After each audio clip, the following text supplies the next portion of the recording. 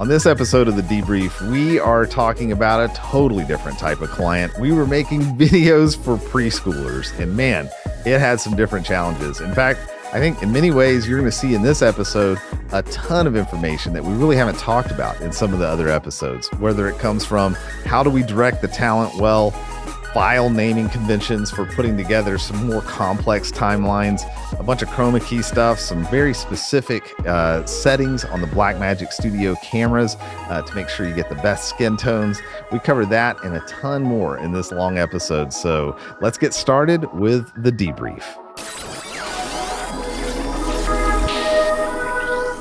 We just finished filming 2 days with Child Evangelism Fellowship.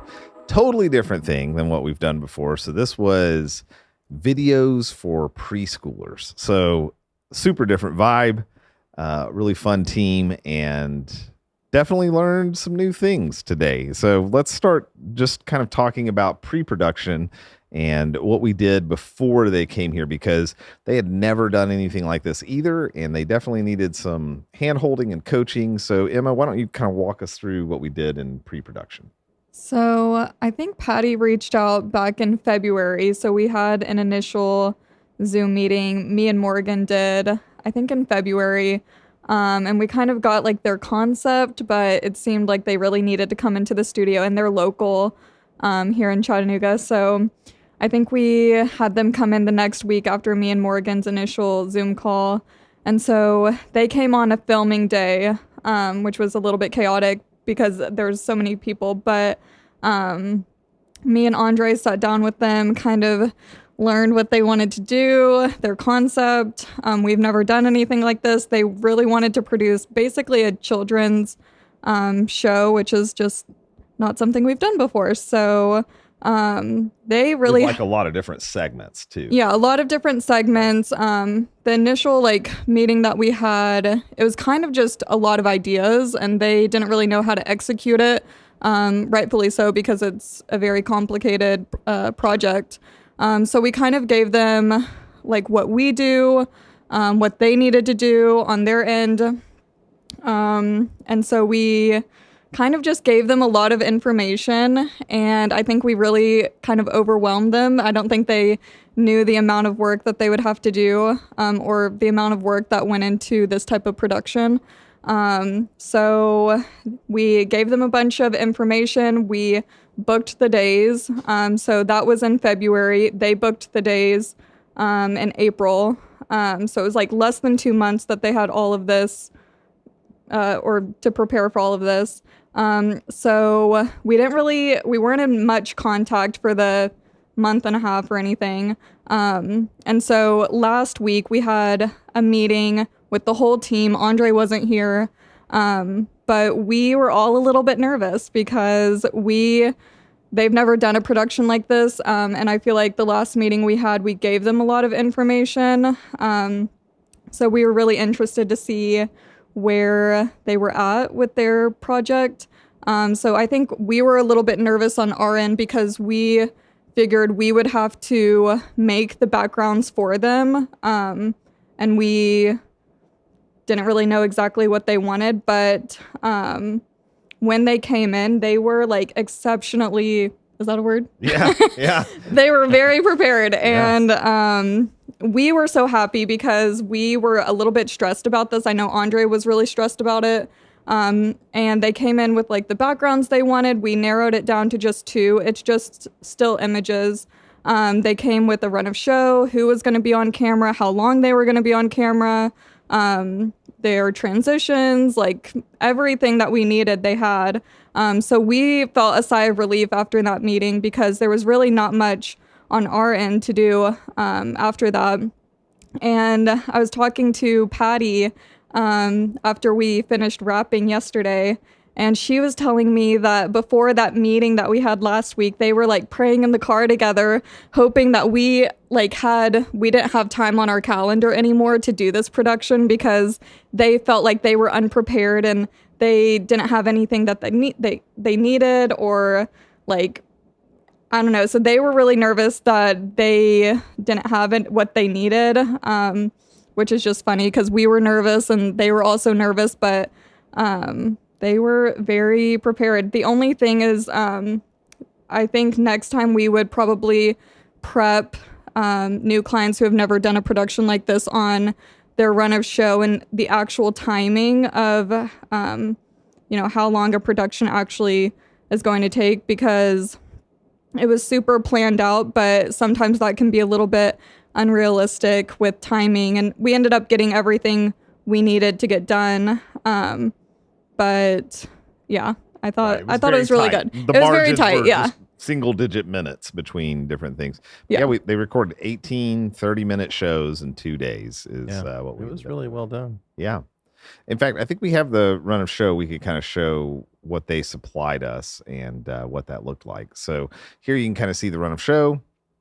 That's the finished episodes, the layout of the finished episodes. Oh, okay. This is, but still we could kind of see like, okay, so this is for us to go through and edit those finished episodes with. And then we have a run of show where they had, based on the timing and all that stuff that Tyler's got the so this analog.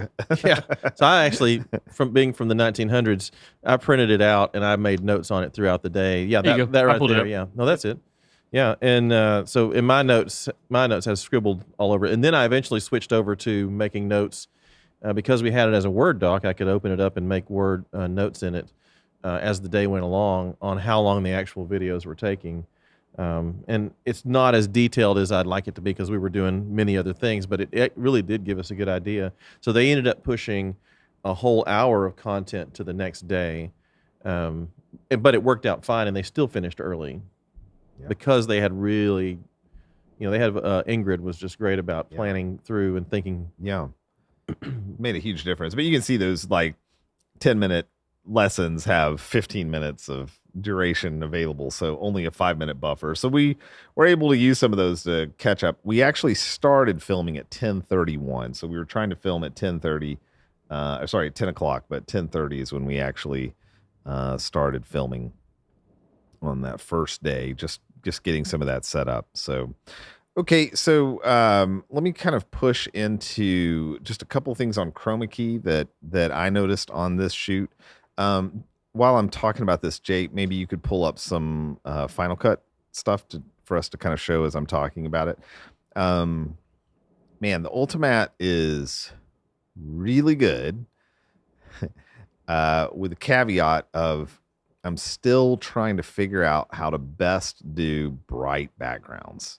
And blonde hair's kind of the worst. Like it's the hardest, to key well.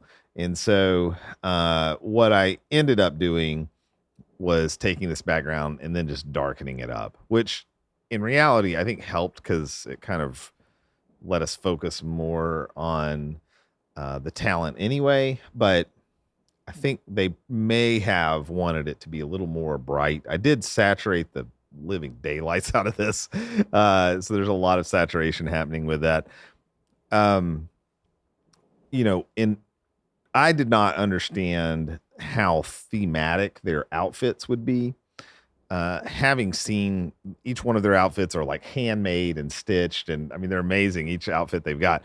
So having known that now, what I would have said is let's match the background to the palette of these. Because I think if right now it's kind of clashing with a lot of the, it's not the best aesthetic look. And so, so I told Patty, I was like, hey, when we do this in the future, let's kind of think through some backgrounds that bring, because if the colors behind were those pinks and yellows and purples and blues and whatever, I think it would look really high end product. I mean, this is for little kids, but I'm just saying like that would be a more aesthetic. I have the original background if you want to see that. Oh yeah. So there's the original. So the original background, I'm not exactly sure how these were made, but it seems like through PowerPoint, they were building these and like copy and pasting pieces out of a set or something like that. So here's what those backgrounds look like. So they were super in focus, and it was like, okay, interesting. That's a lot of competing lines. So at first they weren't very receptive to us blurring the shots. And we needed a way to blur the shots too. I guess we could mention that, but we ended up blurring the shots. So the Ultimat has an image store, and it has a way you can load the image in We've learned JPEG is best, and it needs to be the exact resolution. So we're doing all of this in 4K, so in Ultra HD. So it has to be that exact resolution in order to be loaded in properly and not cause all the Ultimats to basically freak out and require you to reboot otherwise. So once we did that, we started putting the stills inside Ultimat, but then we realized that doesn't give us any flexibility. So the one kind of thing that's missing from the Ultimat is a flying key concept where we could kind of move things around, or a blur concept. So because of that, Morgan was really smart to go ahead and just put this in OBS. So why don't you show Morgan what we did there? Sure. Yeah, so using OBS, that really helped us, and I'll cut over to it here, have more control within the image. So within OBS, I can, move it around. I've got it locked here. If I unlock it, I can just, move this around, which would move it within the Ultimate's background. It also gave us the ability to scale the image, which was really nice. And then I was able to run different plugins. So I have like filters here for color correction, so I could desaturate the image, adjust the brightness, things like that. But I have this blur filter right here, and that would let us adjust the amount of blur on the image. So we could zoom in on it to get a different framing and then kind of adjust that depth of field. Simulated bokeh. Yeah. Well, it was great because it was just so many hard lines that it was just like, man, this is a lot to kind of separate the talent from the background. And so that made a huge difference. And it was fun too, because it was really fast. The client was able to see it in real time. We were able to go like, what do you think about this blur? Here's 2, here's 5, and just make it where they could select it really quickly.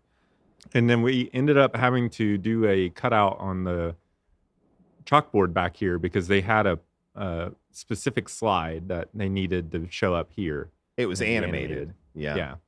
So did you do that in Photoshop, Andre? Yeah, so I just took their aspect ratio. I took their picture into Photoshop, and then I changed the little shape of the. I mean, it's pretty easy stuff, but I went in and grabbed that, changed that, and then made it 16:9 to cut that out. And then we, you ran over and started wiring up something. So what did you do? You ran an SDI. So I had to take SDI from our video hub, which lets us route different sources around to different things, and bring that into the deck link card that we have on our Unreal computers. So mind you, all of this we weren't using Unreal Engine for this production in particular. So we were able to use OBS and different tools like this. So I actually have this coming in as a source, and then I just scaled it and put it behind the image, which if I do this, you'll see there's a cutout right back there that Andre had done.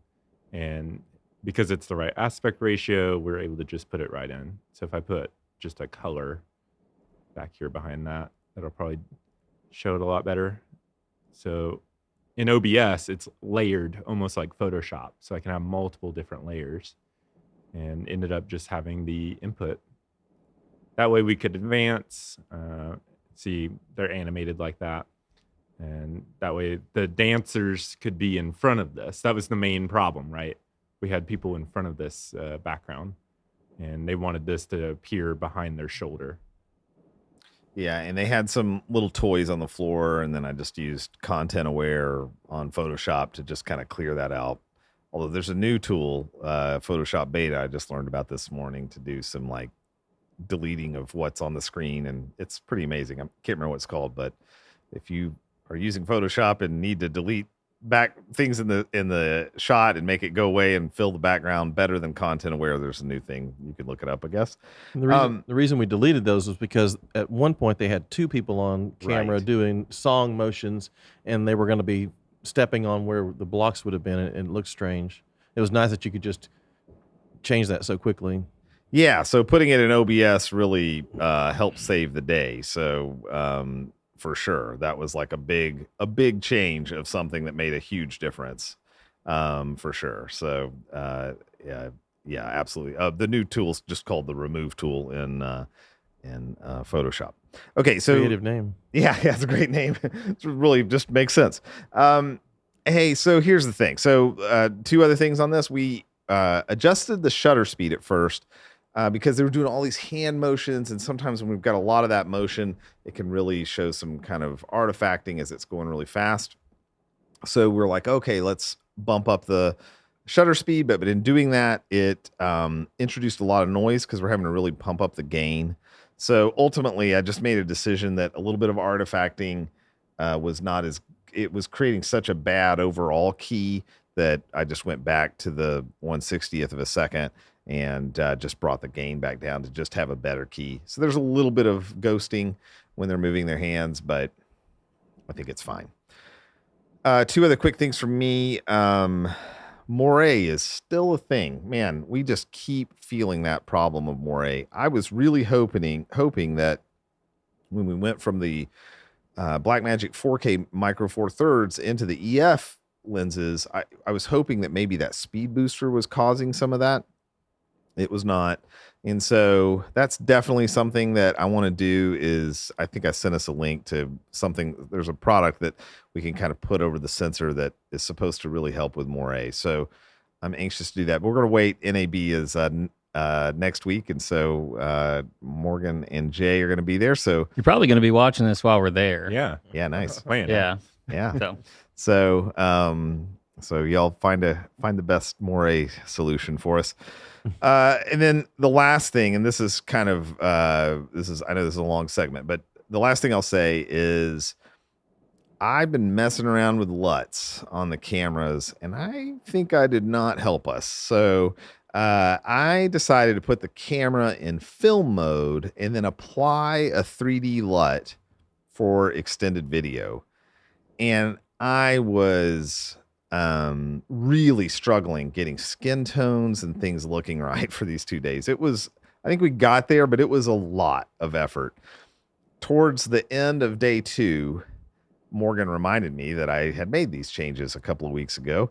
And so we've done a couple of productions with these settings, and these were the wrong settings. So I then disabled the 3D LUT and then just took it off of film mode and put it on extended video in the recording section. These are the new Studio Camera 6Ks, just in case you're following along. But this would be the same for any of the newest studio cameras. So I went into the recording section and just changed that. There's video, extended video, and film. So I just changed it to extended video there and did not apply a 3D LUT. And the skin tones are insanely better. So that was both a relief and a huge frustration because I started looking up new cameras. It was like, I don't understand what's happening. This is terrible. I guess I have to buy something else. I just completely forgot that I'd changed those settings. Too many things happening. Well, so and there's like 2 spots. there you are. have to change. Yeah. And that's what's kind of confusing about this. And so I'm sure maybe I didn't explain it totally clearly. So just to do it really fast, just in case, in the LUTs section where you get to choose your LUT, doesn't matter. We don't want that. And instead, on the SDI output, even though we're going over the Ethernet to the studio converters, on the SDI output, I'm disabling the display 3D LUT choice. And then in the recording section, there is video, extended video, and film, and we're choosing extended video there. And the skin tones are phenomenally better. So if you're doing that and you're using the studio cameras and you're applying the 3D LUT on the way out the door, don't do that. Instead, do extended video. It is stratospherically different. It's not minor. So, okay, that's it for all the camera and chroma key stuff. Let's talk a little bit about recording and playback. Yeah, sure. So on my end of the day, basically, I was my eyes were glued to the screen the entire time because we did 18 30-minute videos. So in each one of those, as you saw on the run of show, had I think 6 sections in it, either 5 or 6 sections. So there were a ton of videos back to back to back to back. And so making sure that the names were correct was extremely important to get them in the proper place. Our clients were worried about the order that they were going in, but that actually didn't matter at all. It was getting it into the right spot. Yeah, so here you go. So you'll see, there you go. So you'll see there's 5 different sections, and obviously they didn't go through and do each video in this order of this run of show. They did like the other order run of show that you guys saw, which was kind of like Patty A. If you see that at the top, she did everything that she was going to do all in her section, and we did the exact same thing for everybody else. So it felt overwhelming after a while because I know I was putting the files in the right spot, but to think back 15 videos, I'm like, sure, I sure do know that they're in the right spot, but I'm slightly lying because I'm kind of nervous that they're not. But at the end of the day, they did get in the right spot, and I've got everything on the timeline now. But the names that they were using, this is a really big thing, and I think some of what I'm going to say is going to go back to pre-production that Emma was talking about. They brought a ton of information to the table, which is awesome. They did a lot better than some of our other clients do, because some of our other clients, while they think they may know a little bit more than these clients did, they might actually not. So they might not actually give us that information that's as valuable as what they gave us. But the names were off slightly for everything that they gave us. So the Run a Show name was different from the names that they gave me. And then the names that they gave Morgan in the PowerPoints for graphics were also different. So there's a couple times, like even today, this morning, I'm still working on this. And Morgan and I asked Morgan a question like, hey, they're getting the names wrong because I'm reading this name here, but she's saying a different name in the video. And luckily, Morgan understood it because we were in the weeds in it yesterday and kind of had gone around it and tried to figure everything out. But when all was said and done, we got everything in, like I said, and everything was on the timeline. One other thing that kind of got to me that I didn't think about, well, actually I did think about it, but I didn't take action on it, was we're about 6 videos in, and I look at the hyperdecks, which we have 6 of them, and on this screen I have a multi-view in front of me that I have each hyperdeck in front of me, and I can see how much time each SSD has left on it, and I look up and it says 2 hours. One of them says 1 hour and 45 minutes, and another one says like, under 2 hours as well. And so I got a little nervous because we were going to need to format that to get everything that we needed to film that day. So I had to triple down on checking the fact that I was getting every single file that we were recording earlier in the day, because at lunch we literally deleted everything from the hyperdecks. So if it wasn't on our NAS, then it was gone. Again, luckily we did okay, but that's still like, what do we do every time before we format? Are you sure? Are you Are you sure? Yeah. Are you sure? Okay, I'm nervous. Are you nervous? I don't want to delete Get this. closer to God. Yes, exactly. So we, like I said, again and again, and it's kind of getting annoying I'm saying that, it ended up being okay. But that was a part that definitely the day before I need to double check and make sure that we're doing that properly and making sure that things You want to talk about folder structure? Yeah. Got it kind of pulled up here. Okay, cool. Perfect. Yes. So this is one section. So there's 3 separate video series, and within those 3 video series, there are 6 videos that are roughly 30 minutes long. So and what you're doing here, what you're seeing here isn't even right, technically, because what I did was, to try and get ahead of the game, I built a file structure so that as we were recording, I would have the exact spots for all of the files to go to. But what I didn't realize is that we were going to be recording them in a different way. So you'll see that I have, let's look at number 4, God Blesses Isaac with a Wife, right? So I have the welcome prayer, which is in that folder. And then I have song, the memory verse, song, the Bible lesson game, and then the review game. But really, you can take game off of Bible lesson. I just didn't know what I was doing yet because I was going with what they had put on that piece of paper.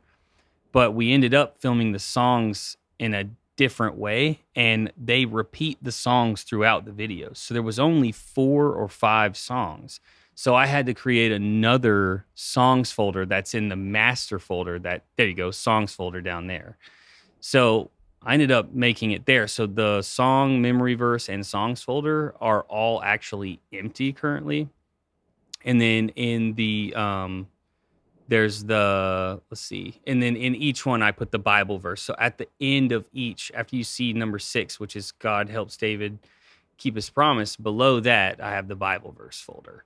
So, and they did 2 of those each. And that's because they're recycling a lot of the content. Right, which I wasn't aware of at first because I didn't go through and read every single name on them as I was generating this filing structure. So there's some empty pieces. But what I basically did was I tried to piecemeal everything together so that when it came time to put everything in the timeline, it was drag and drop the whole way through so that it wasn't confusing.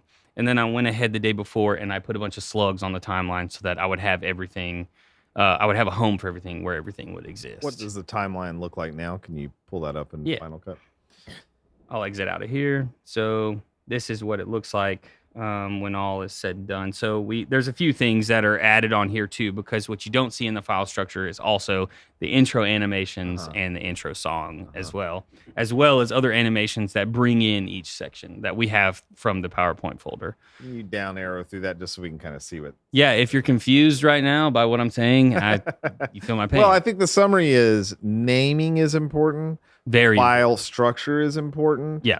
Not only for our sanity, but later when, hopefully they come back and do some more, we want to have that structure in place. And so, yeah, here you can kind of see. And you were mentioning earlier, real quick for people who are paying attention, you were mentioning darkening the backgrounds. Mm-hmm. Well, this is Christy. We had to really make her background very dark for her hair to work. White and blonde hair both are very challenging to get the edges really nice. And so, so you'll see the intro prayer, then, or actually just the general intro, then the intro prayer, then a song where this girl was doing the dance moves that the kids would replicate, then the Bible verse that they were learning, then another song, then the Bible lesson here, and then this is a game.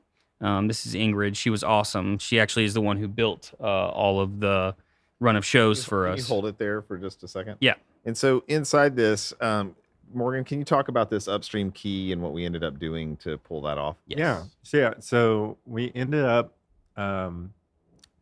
wanting to show the graphic or the PowerPoint full screen, but they also still wanted to see the person teaching.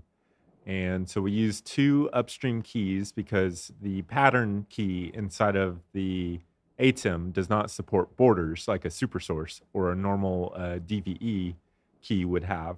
Mm-hmm. And because we wanted a circle, we couldn't use a DVE. We ended up using the pattern. And so I just basically built a layer inside of ATEM with the keys using key 1 and key 2. And we would adjust it. The challenge we had was they weren't aware that this was what we were going to do with that. And so they had built their PowerPoints in all different ways. So we ended up moving this circle around several times as we went throughout the day. The lower right or lower right. Or at one point, it was literally at the very bottom, directly in the middle. In the middle, yeah. Because it was the only place it could go without either blocking somebody's face or blocking an important piece. Right. And then one thing that, if Black Magic ever watches any of this, that would be helpful is if there's a way to tie the key, like key 1 and key 2 together so that I could move it together as a unit. Mm-hmm. I think there's a way to do that in Mix Effect. We just didn't have time to really go into that. Yeah. But yeah, I was having to move them independently, and that was becoming more of a problem because it's like, I got to move the circle that's underneath. Yep. And things like that. There's multiple ways to do this, but that was just the way that we ended up doing it. Yeah, and then another interesting point is if you look here at this is Patty. So this is for all of the Bible verses, or not Bible verses, sorry, but the Bible lesson. They added sound effects. So Morgan generated a really huge list of sound effects for them to choose from of some things that they requested. So there was someone in the back who had a stream deck, and they were actually triggering these sound effects live as we were recording. But what happens, what we didn't want that to go over stage, right? Because then it would come through her microphone. But we also needed to hear it. My wife is calling me, so my computer kicked me out of jump for a second. But so the way we got around that was to absolutely avoid putting the sound effect through and having a problem. Was we routed that audio specifically to its own hyperdeck, which is our 6 hyperdeck. So that's why you see this second layer down here, was so that not only I'm just dragging and dropping, and that was her there on the green screen talking, so that you can see the pad she's standing on there. But we recorded the sound effects separately so that we wouldn't have that mess up. And also, not on this one, but on a couple others, I also want to do this because sometimes the delay between pressing the button on the Stream Deck and it coming through in program can be a couple of seconds, and that depends on the track that you download and how much space there is before the sound actually plays between you hit the button. So I can cut that, drag it back, make it sound a lot better, and be perfectly timed. You can also do level control that way. Yep. That way nothing's It's not too crazy loud. because they were doing lions Yeah. roars, like rocks crashing, waves and thunder and storms and all kinds of stuff like that. So I thought that was a cool way for us to do it, was to separate that from everything else that was happening and have it be on its own separate track. That way we had kind of a fail safe, if you will. So, and then, yeah, I think that's it from my perspective when it comes to like getting it into the timeline and all the file structure. It was a doozy for a little while, and now going back through it, though, I'm really glad that we took the time the day beforehand to set it up that way, because it is making it easier. If I hadn't, and I just was kind of willy-nilly just sort of putting it somewhere, and I was gonna have to figure it out later like some people do, I wouldn't have a smile on my face currently, probably. So yeah, Morgan, if you want to pick up on like the PowerPoint stuff, I know that Yeah, was a big part. So like a lot of the issues with, let me see if I can pull it up here. Some of the PowerPoint stuff was like Jay was saying, having the naming of the files was really critical. So they had like the Bible lesson, which had these flashcard type graphics here that you're seeing here. And these were where they were doing like the sound effects and things like that. Yep. But these were a whole separate file from, let's say, like the review game or the songs or whatever. And so it would have just been a little bit easier if these were all combined into maybe one PowerPoint. Yep. For the Bible verses, for the Bible lesson, and then one for the overall episode. Because inside the episode ones were the title graphics, which is what you needed Yep. to put before each story. I think they used PowerPoint because it was easy for them to be able to lay it out, That's what they were used to. and they were used to that. We had some issues controlling PowerPoint, and we're running this all on Apple Mac Minis, and we usually try and use Keynote because that's native to Apple. It works really well, and we know it really well. I chose to keep this inside of PowerPoint because they had a lot of animations. Yeah. And those, we have another client that comes here and they use a lot of animations. And every time we A lot to do is kind of an understatement. yeah, and every time we've tried to do that in Keynote, it kind of breaks. So we decided to keep it inside of PowerPoint to keep it all together. But one of the things that PowerPoint does, which I don't know if you'll be able to see it, I'm going to see if I can replicate it here. There it is. Yeah, so in this bottom corner right here, you'll see these little icons. Womp womp. And those kept popping up on us. And I was really struggling to figure out how to get those to go away, because they would randomly go away, just like they did there, and now they're back.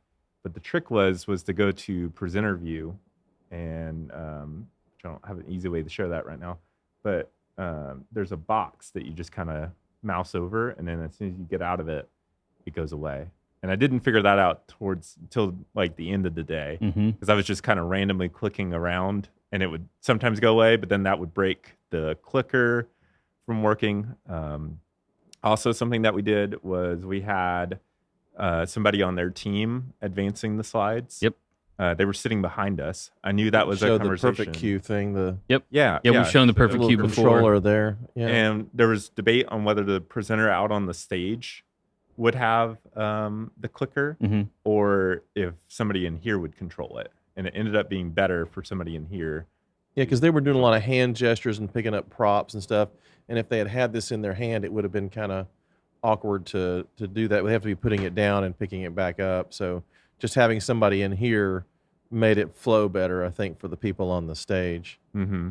And speaking of that, I'm air playing, but you can show just a quick little cell video. But here you can kind of see the setup where Jay is sitting here monitoring all the records, and then Ingrid, who was really the one taking care of all the details of the show, she's sitting down next to Jay, and everything's fine. You're welcome for that big noise. So sorry. Super subtle. She's sitting down next to Jay, and so she's working through any of those logistics.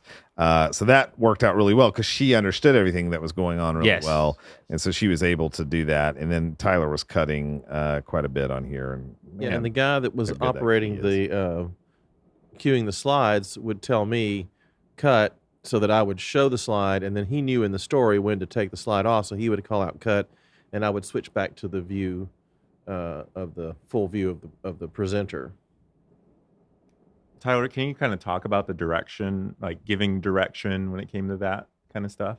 You mean to the performers? To both, and just like getting the slides in order and things like that? Yeah, so whenever we would start a new video or a new section, somebody would call out the title of the video. So then Morgan would start changing he would change the background, and Jake could start naming the file. And then, we would know, okay, this is the one we're going into. We need this particular background. And it seemed to flow pretty well. In terms of direction, it was a little bit unclear who was the actual director of the production. And so that kind of made for some kind of questions about, well, what should we do? Do you guys like this? What about that take? Was that good?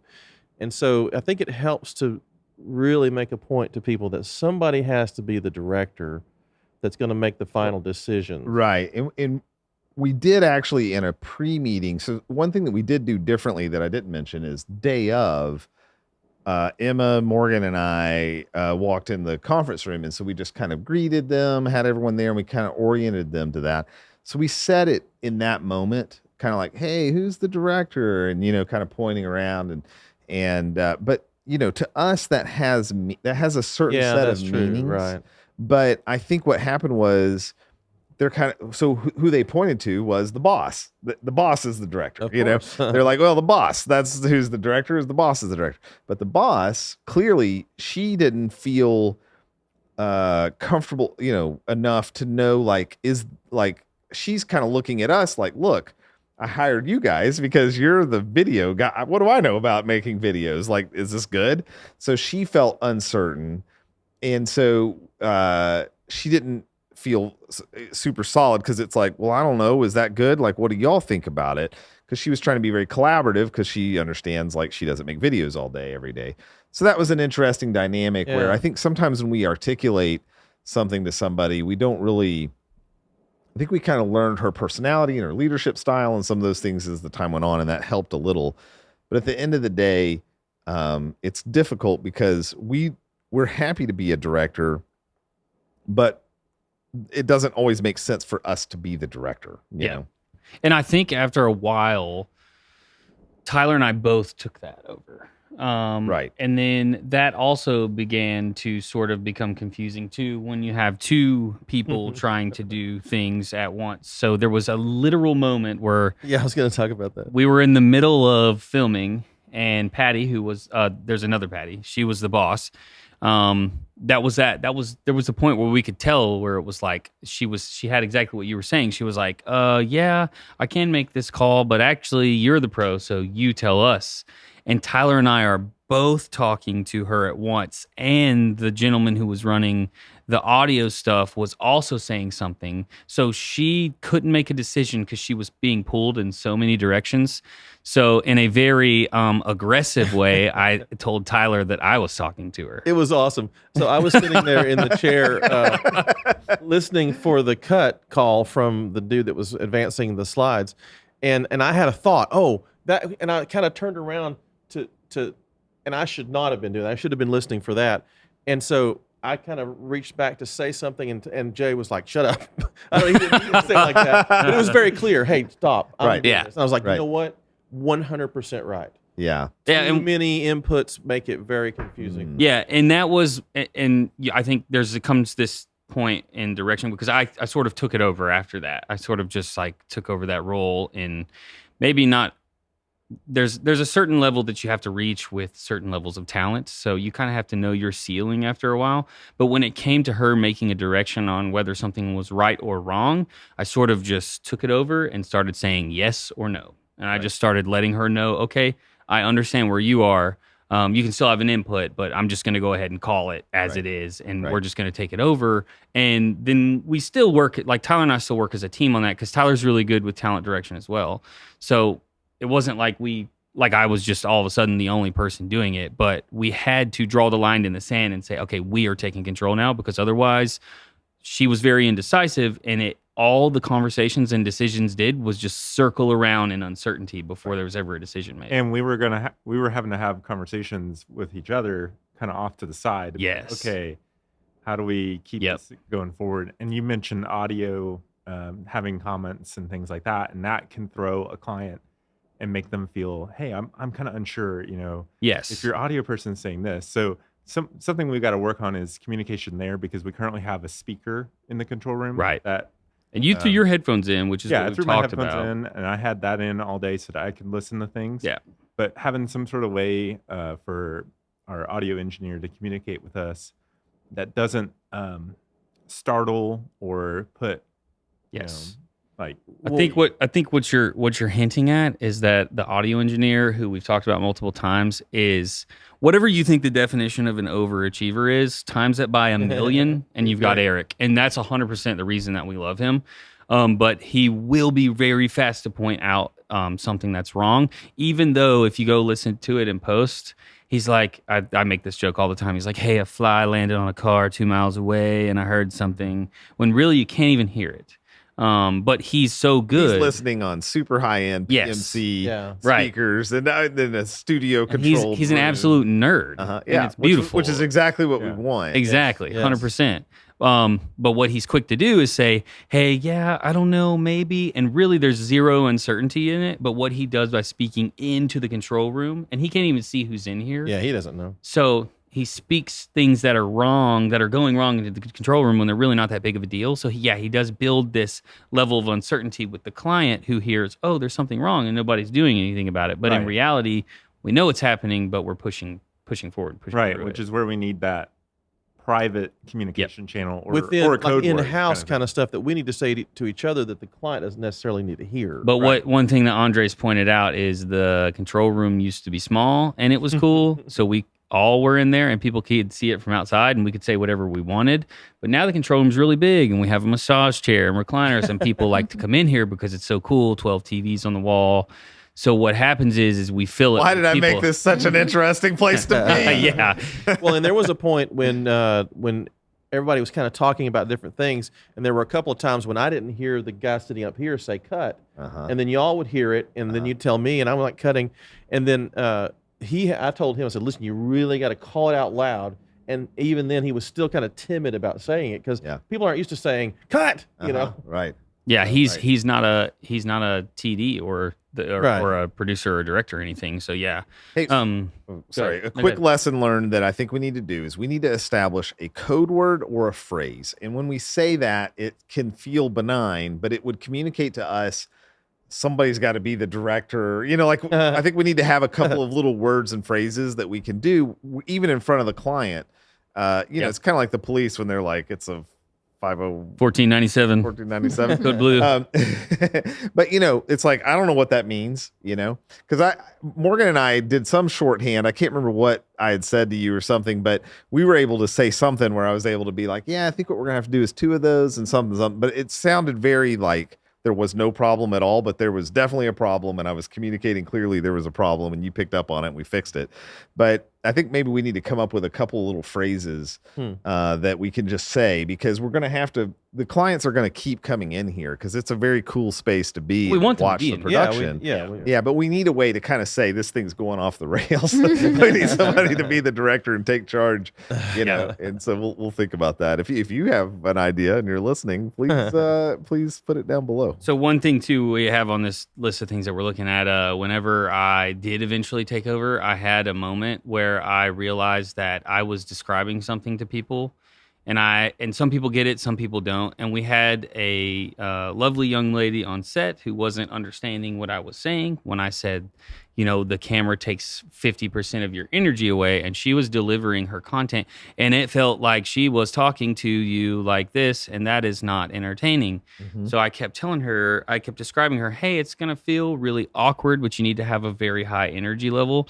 So instead of just describing it to her because she couldn't grasp it, I finally looked at her. Her name was Hannah. And I said, okay, if I was on camera, I would say, well, hello, Hannah. How are you today? She totally got it. And immediately it was like, whoa, you're weird and awkward, and way too much energy is filling this room because we're in person.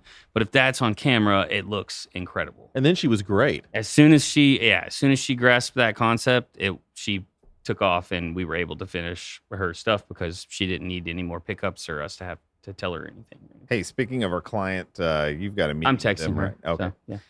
All All right. Continuing on, just a couple. Oh yeah, go ahead. Scheduling. We're talking about scheduling. The schedule. No, go ahead. Go ahead and say. So the client laid out the schedule, and they had a certain amount of content on the written schedule that they wanted to get done before lunch, and lunch was scheduled on the thing for 1:30.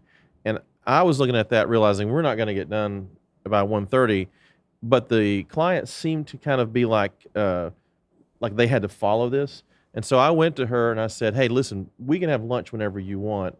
We don't have to do it at 1:30. We can have earlier than that if you want. And she was like, oh yeah, well that's okay, you know. And she said, when should we have lunch? And I said, well, it doesn't matter to me. I'm just telling you that we can stop. And because I was thinking, man, we're going to keep pushing this out and pushing this out and pushing this out. And so I talked with her, and she was like, oh yeah, okay, that sounds good. And since she was going to go to her team and talk about having that, what I didn't do is I didn't go to Emma and say, hey, I just had a conversation with the client about having lunch earlier. And so the first time Emma heard about it was like, hey, we're having lunch in 10 minutes or something, you know, because everybody's hungry. And so I was not, of course, I was doing things in here, but I should have gone to Emma and said, hey, we just had a conversation about maybe having lunch earlier. Then she would have been able to go to Patty and say, what are y'all thinking, you know, and then have it ready. So that was my bad. I messed up by not directly communicating and actively going and sharing that with her. So, but it ended up all working out, and did. lunch was a success either way. So, and we had kind of a rolling informal lunch where people could go in there and get food and kind of have it as they needed it. yeah, which So I that kind of worked out really well. I think that is like a better option sometimes, because sometimes if it's like a production that's the moving parts or it's an all day thing, it kind of makes sense to just set out lunch. And we do a lot of salad bars, and so everything just stays fine. So I think it kind of makes sense for people to keep on rolling, and as people finish or people aren't as busy, for them to just go and have lunch, than for everyone to just kind of stop what they're doing, have lunch for an hour, because that's what we did the first day, and then the second day people kind of came and went.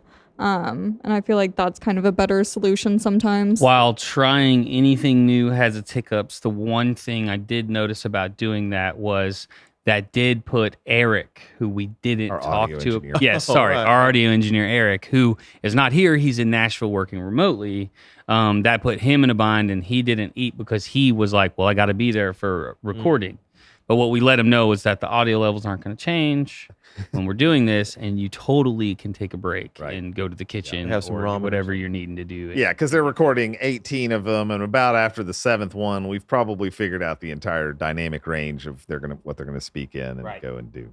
One other thing about the timing thing, so they ended up pushing an hour of content to the next day, and I'm trying to go through and get a sense of how many minutes per minute of finished content we need to tell them to plan for. I'm looking, I think it's like a minute and a half or 2 minutes, maybe 3 minutes per finished minute of content, so that they can build that. I would rather have the schedule going faster. I would rather have us burning through the content faster than being like, oh no, we're behind, you know, we're failing. Right. And so if they spread the time out a little more, it ended up working out perfectly fine, and they even finished early. But seeing the reality of this schedule versus how it actually worked out is very helpful. I think it'll help us kind of guide people in the future. One of the bumps, though, that really changed the timing of everything, if you pull up my Apple TV share, is we had a young lady with glasses, and these glasses really reflected in the shot, and so we ended up. So this was kind of the finished shot there, and you can kind of see. Hopefully, we did a pretty decent job of fixing that.